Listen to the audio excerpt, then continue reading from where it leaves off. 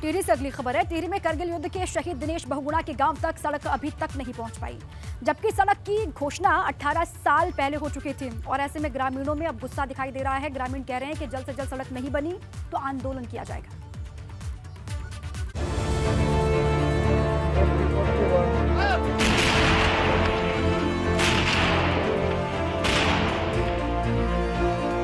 करगिल युद्ध, जिसे हिंदुस्तान कभी भुला नहीं सकता। हिंदुस्तान के पड़ोसी मुल्क पाकिस्तान के घुसपैठिए हिंदुस्तान की सीमा के अंदर आ घुसे थे, मगर देश के जांबाजों ने विषम स्थितियों में भी जंग लड़ी और 60 दिन से ज्यादा चली इस जंग के बाद ऑपरेशन विजय को पूरा कर दिखाया। करगिल युद्ध के दौरान हिंदुस्तान के 500 से ज्यादा जवान शहीद हुए थे। इन्हीं शहीदों में एक थे टिहरी के दिनेश दत्त बहुगुणा, मगर लगता है कि सरकार उनके शहादत को भुला बैठी है। शहीद दिनेश दत्त का गांव आज तक रोड से जुड़ नहीं पाया है। इसको लेकर ग्रामीणों में यहां गहरी नाराजगी है।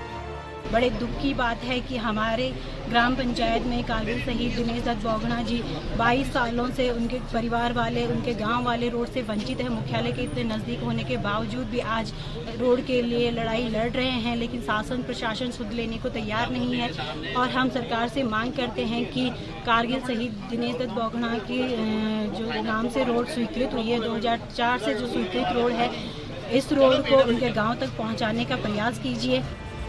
सड़क को लेकर ग्रामीणों ने डीएम से लेकर सीएम तक गुहार लगाई, लेकिन खेमड़ा गांव फिर भी सड़क मार्ग से जुड़ नहीं पाया। गुस्साए ग्रामीणों ने बड़े आंदोलन की चेतावनी दी है। मुख्यालय सटे से गांव है वो, और वर्ष 1999 में कारगिल विश्व युद्ध में शहीद हुए थे दिनेश बहुगुणा जी, उन्हीं के नाम पे स्वीकृति हुई थी। और आज वर्ष 2004 से लगातार हम कई बार इसी मुद्दे को लेकर आते हैं कि गांव तक सड़क पहुंचनी चाहिए और राज्य स्थापना दिवस पे भी सम्मान मिलना चाहिए उनको कि उनके गांव तक रोड पहुंच जाए, कार्य शुरू हो जाए, प्रारंभ। धरने के लिए 15 दिसंबर से धरना प्रदर्शन करने के लिए भी ज्ञापन दे चुके हैं। साल 2004 में दिनेश बहुगुणा के नाम से इस सड़क को मंजूरी मिली थी। 18 महीने बीत गए हैं, लेकिन अभी तक यहाँ रोड का निर्माण नहीं हो पाया है। अभी मेरे पास ये सूचना प्राप्त हुई है कि ऐसा है। अभी एक्शन पीडब्ल्यूडी का ये कहना है कि वहाँ पर कुछ व्यक्तियों द्वारा इस पर अवरोध उत्पन्न किया जा रहा है। तो एक्शन पीडब्ल्यूडी ने ये भी कहा है कि वो सरकारी लैंड है जिस पर इन्होंने अलाइनमेंट भी पास करा रखा है। तो इस संबंध में मैंने कहा है कि अगर आपको उसमें कोई भी आपको प्रशासन या शासन से आपको सहयोग की आवश्यकता है, उसके लिए आप डिमांड प्लेस करिए और काम करें। अब बड़ा सवाल यह है कि क्या सिर्फ घोषणाएं कर देने से शहीदों का सम्मान हो जाएगा? शहीदों के नाम पर की जाने वाली घोषणाएं धरातल पर आखिर क्यों नहीं उतर पा रही? एबीपी गंगा के लिए टिहरी से अंकित मित्तल की रिपोर्ट। पौड़ी से अगली खबर है। पौड़ी में व्यासघाट नौगांव के ग्रामीणों ने एक निजी कंपनी पर उनकी जमीन अवैध रूप से हड़पने का आरोप लगाया है और इसी को लेकर ग्रामीणों ने डीएम से मदद की गुहार लगाई है। ग्रामीणों का कहना यह है कि वो पिछले 3 महीने से प्रशासन के लगातार चक्कर काट रहे हैं, लेकिन उनकी समस्या का समाधान अभी तक नहीं हो पाया। उन्होंने भी हमें रिपोर्ट कहा कि रिपोर्ट आने दो, उसके बाद हम कार्रवाई करेंगे। अभी जो रिपोर्ट बनी हुई है वो हमने नए डीएम साहब जो आए हैं उनको हमने दिखाया है। वो रिपोर्ट भी पूरी गलत तरीके से बनी हुई है। ठीक है, काफ़ी चीज़ों को वहाँ पे जो चीज़ें रिपोर्ट में पेश की गई है फिजिकली वो चीज़ें वहाँ पे हटाई नहीं है। जैसे तार बाड़ रिपोर्ट में आगे हमने तार बाड़ हटा दी है। ये जंगली जानवरों की सुरक्षा के लिए था, वो तार बाड़ हटा दिया, लेकिन आज भी वो तार बाड़ वहाँ पे पूरे दावे के साथ हम कह रहे हैं कि वो तार बाड़ लगी पड़ी है। इस संबंध में उन्होंने अपने जो डॉक्यूमेंट्स दिखाए तो उन डॉक्यूमेंट्स को मैंने एनालाइज करने के बाद में एसडीएम को जांच के लिए बोला और मैं उम्मीद करता हूँ कि जल्दी उसमें रिपोर्ट आने के बाद में एप्रोप्रिएट एक्शन लेगा।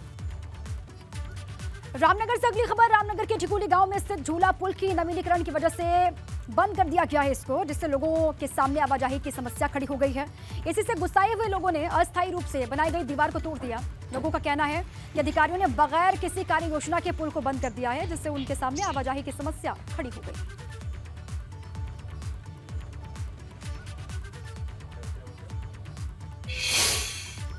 पौड़ी में पलायन की वजह से कई गांव वीरान हो रहे हैं। पलायन की वजह से 500 से अधिक गांव पूरी तरीके से वीरान हो चुके हैं।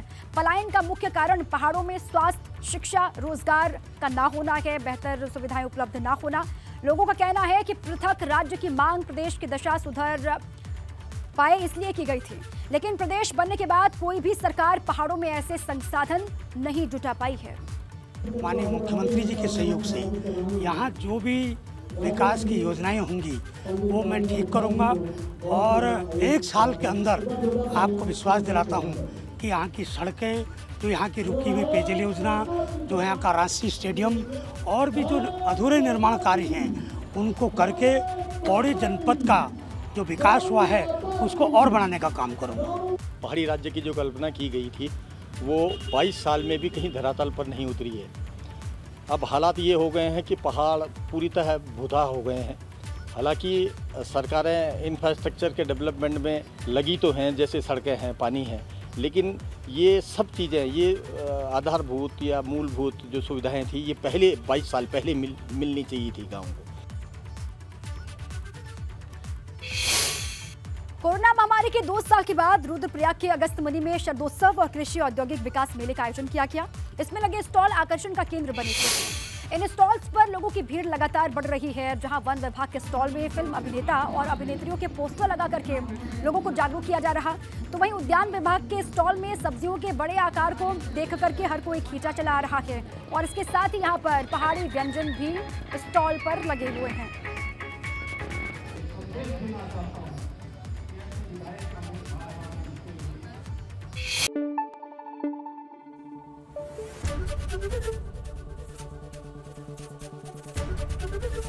एबीपी गंगा, खबर आपकी, जुबान आपकी।